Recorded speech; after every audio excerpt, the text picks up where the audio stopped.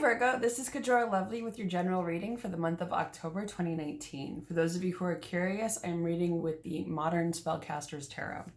So in this reading, we're going to go over your general energy for this month and then something for you to keep in mind.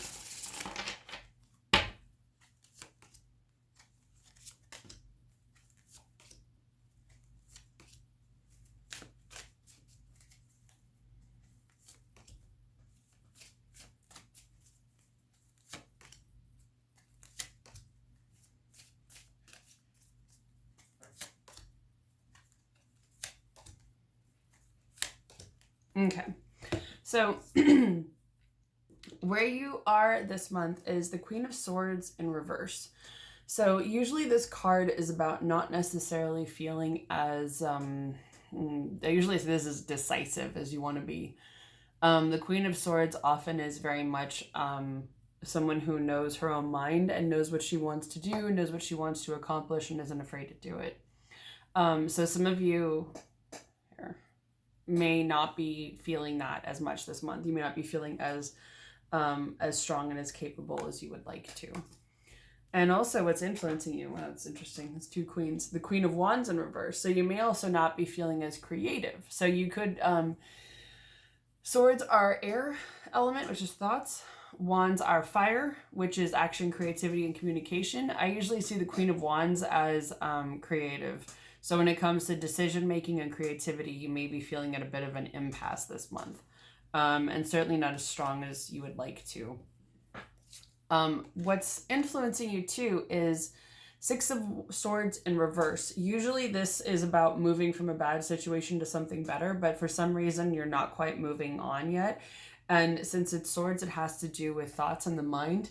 I feel almost every single sign has gotten this so far, so you're not alone. There's some kind of mindset that may be serving you or maybe isn't anymore. It's interesting. It's so rare that the signs get similar messages, but for everyone, I'm being drawn to the same thing, which is the swords that are holding her in. It's really what thoughts aren't serving you anymore and which ones are. What is it that you're meant to let go of and what is it that you're meant to hold on to? And it makes sense because what's also influencing you is the Ten of Wands in reverse. This is letting go of burdens. This is dropping things that are literally blocking your view. It's that you're carrying too much to the point that you can't see it. And this can be your burdens, other people's stuff. It's a lot of different things, but you're getting to the point where you're ready to drop these things and say something's got to go. Which makes sense because you're all about analysis. Virgo's, your phrase is, I analyze. So it's really, how can you analyze what is serving you and what isn't anymore? What do you need to drop? You do have some good news coming in this month, though. Eight of Wands usually means it's a messenger saying good news is coming. What's influencing you as well is Justice in reverse. This means that you could be having some trouble finding a balance. This card relates to the sign of Libra, which makes sense. We're in Libra season for the first half.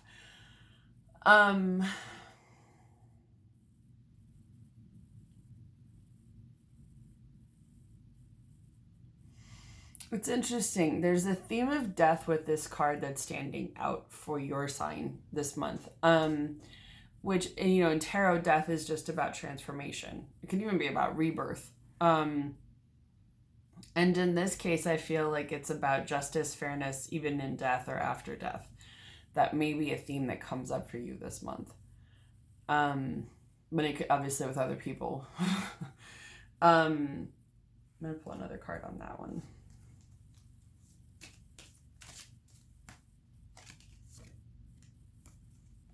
High Priestess. Interesting. It's interesting too because both of these are between pillars of light and dark. So it could be that in juggling, because justice too, as Libra has to deal with, since it starts around the autumn equinox, which is the time of equinoxes, there's equal amounts of day and night. And now that we've passed it, we're going into the time, we're getting closer to the longest night and shortest day. That's the winter solstice. So the days are getting shorter, nights are getting longer. We're experiencing an increase in literal darkness, which can also be a time to do some introspection and internal growth, inner work. So it could be that you're having some trouble with balancing those. And the recommendation for that is trusting your intuition. The High Priestess is all about mysticism, spirituality, intuition, that sort of thing. It has to do with the planet Moon and the element of water. And the High Priestess, the reason she has a book is because she's accessing divine knowledge from the universe. So there's something in this with using your intuition, exploring your own mysticism and inner judgment, and maybe even some inner turmoil if you're feeling it. Hello. And that there could be a message for you in there. Sorry. That there's something for you to explore, because that could be a key for you in balancing that light and dark, where there's a reason why these are between these, and this is in almost every deck. It comes from the Rider-Waite. So somehow your own spiritual growth and journey is the key for you to have that balance, if that makes sense. Okay, so near future is the star. Speaking of lights in the dark, the star is related to the sign of Aquarius. And this is about, it's nighttime and you see the stars are out.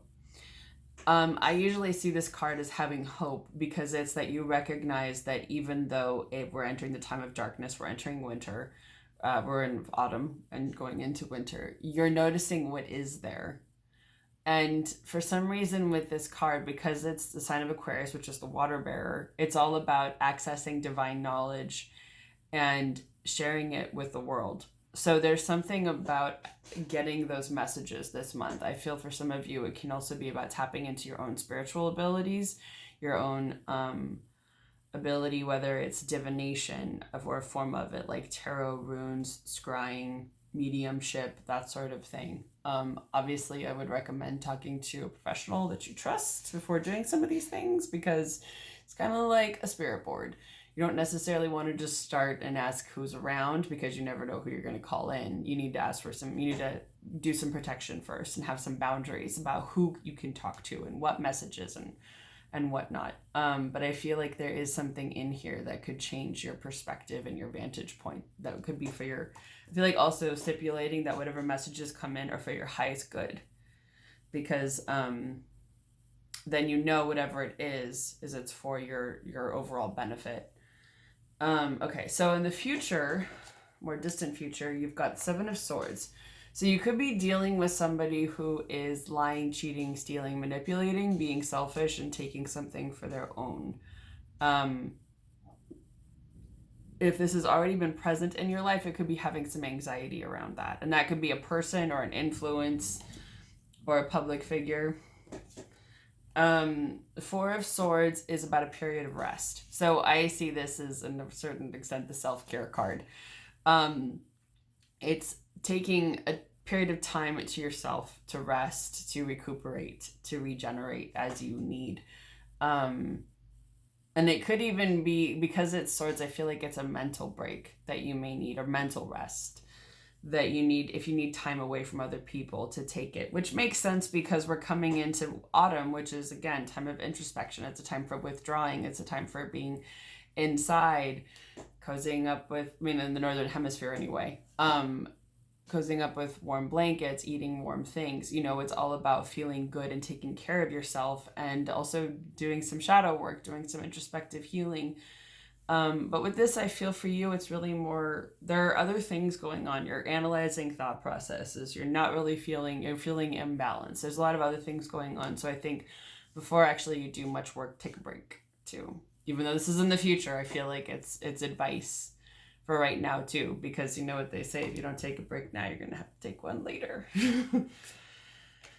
That usually, if you don't practice self-care, and take rest when you need it, then you can run yourself ragged and then get sick, which then forces you to take a break. So it's usually then kind of, it's like your own preventative medicine in a way of taking that break when you need it. So you also have the Emperor in reverse. So this is Aries energy. And this is again in the future. So you may not be feeling as strong as you would like to, or feeling like you know where you want to go as much as you would like. So let's see. What should Virgo keep in mind for the month of October? What are some things Virgo should know?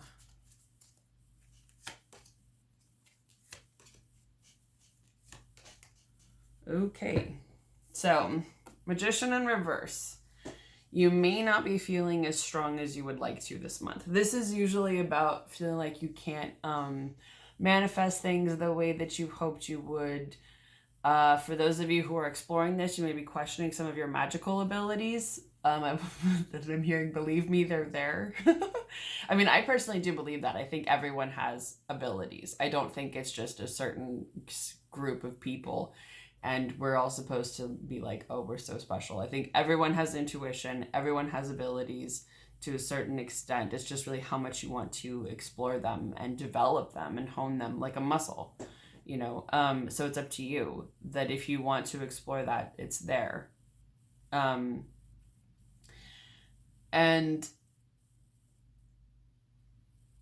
for some reason, I'm hearing the phrase cracks on the sidewalk. It feels like something's kind of eating at you this month, or has been, that's been kind of bothering you. It's been getting under your skin. It's been kind of undermining your own confidence or value or how you view yourself.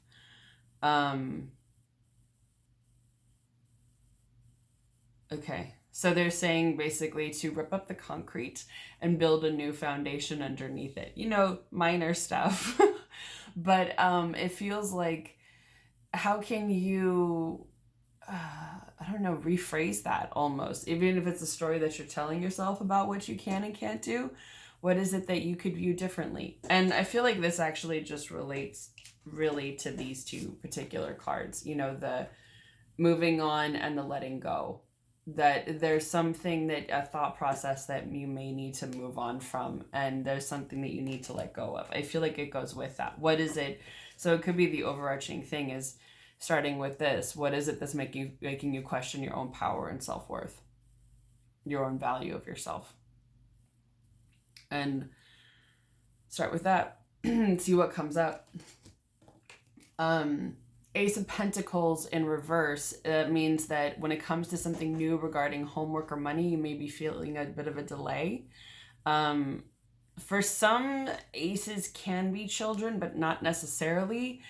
So in reverse, I would just say if you were hoping for a child, it's not time yet. Usually the aces, though, are good news in any form. So when it's in reverse, it just means it's not good news yet. Doesn't mean it's not coming at all. And you've also got the Two of Pentacles. So this is about juggling different things. You have a few different things going on this month. I think it's just reiterating it's going to be a busy month for you. There's going to be a fair amount of things going on. And so what they want me to tell you too is October 13th, there's a full moon in Aries. It might be kind of intense because it's in a fire sign, so it should be interesting nonetheless, but full moons are a good time if you want to write down anything you want to release, especially after this. If you do some of the work on yourself or reflecting before the full moon, then you can always write it down and say, I release all these things, and then burn it if you feel comfortable doing so. October 11th, Mercury moves into shadow, and October 31st, Halloween, it goes retrograde. And I think it's in Scorpio, at least for part of the time. I don't know if it's all the time. And so a lot of feelings could be coming up. It could be a very emotional time. Hooray. So just to recap what you're going through right now this month. Where you are and what's influencing you, the two queens in reverse. So around decision making and creativity, you're not really feeling in your element that much. There's a situation where you could be moving from something bad to something better. There's something blocking that at the moment. It seems like it's a mentality. And it relates a lot to what is it that's holding you back or even holding you down? What are some things that you can release and let go of? And when you're analyzing those things, it's important to acknowledge what is it that feels like it's robbing you of your power or undermining your power, making you feel like you're not as strong or as capable as you would like to be. And that can be literal things, or it can be thoughts. It can also be actions, words, deeds, things from the past. It can be from any point in your life. So if you want, you can analyze those and release them. You do have good news coming in some form or another. You may be finding it difficult to keep a balance in your external life or between light and dark. The guidance for that was to listen to your intuition, maybe explore some mysticism and spirituality, whatever speaks to you.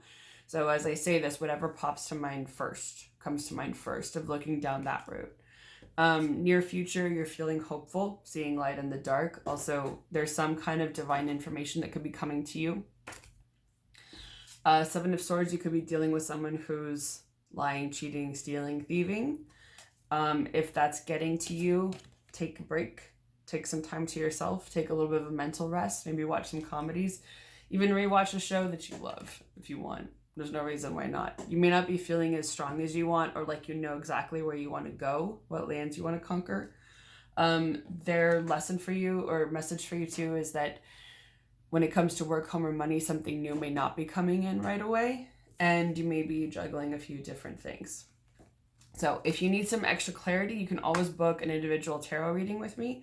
I do them in person in Long Beach, California, or over the phone, or I send them in an email, which is great because then you can refer to it later. You can also book a Reiki healing. I do those in person, but also distance. Yeah, it's going to be an interesting month of October. Thank you for watching. Please don't forget to like, share, comment, and subscribe to my YouTube channel if you haven't already. I hope you have a wonderful month of October, Virgo. I'll see all of you again next month.